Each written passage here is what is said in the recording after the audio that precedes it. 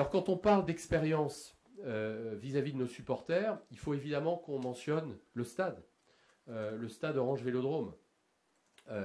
Quand on regarde le top 20 européen, on s'aperçoit que chaque club du top 20 est soit propriétaire de son stade, soit gestionnaire exclusif de son stade.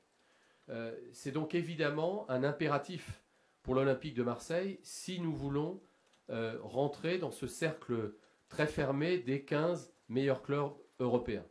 Des négociations sont en cours avec Arema, qui est la société d'exploitation du stade Orange Vélodrome aujourd'hui.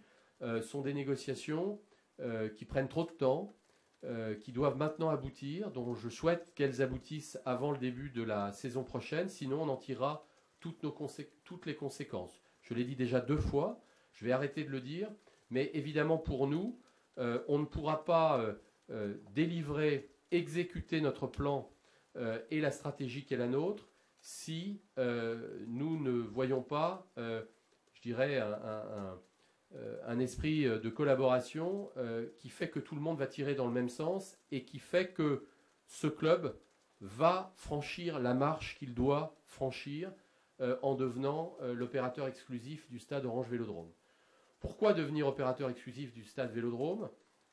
Oui, je suis comme vous, je suis ébloui pendant un match comme Leipzig, mais mon rôle, ma responsabilité, c'est aussi de ne pas me satisfaire de l'existant. Ne pas me satisfaire de l'existant, c'est reconnaître que la lumière n'a pas été conçue en technologie LED, ce qui fait, vous vous êtes peut-être demandé ou posé la question, que le sublime feu d'artifice qu'on a proposé à nos spectateurs, c'est fait avec un stade avec les lumières à moitié allumées. Vous avez pu peut-être vous demander pourquoi. Pourquoi? C'est très simple. Si on fait le blackout sur ce stade, il faut 22 minutes pour allumer les lumières.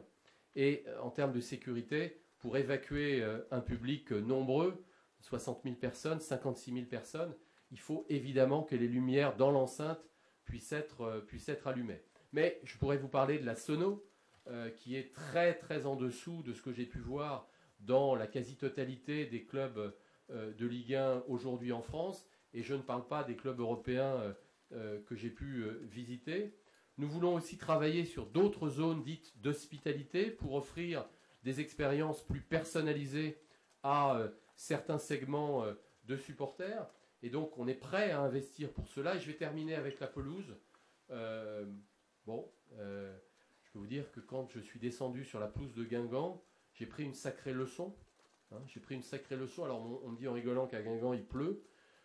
Écoutez, oui, à Bilbao il pleut aussi. Et vous avez, on ne va pas rentrer dans les détails, mais un oculus, comme on dit quand on est architecte d'un stade beaucoup plus fermé que le nôtre. Donc une luminosité, un ensoleillement de la pelouse encore plus inférieur au nôtre. Et pourtant une pelouse absolument magnifique.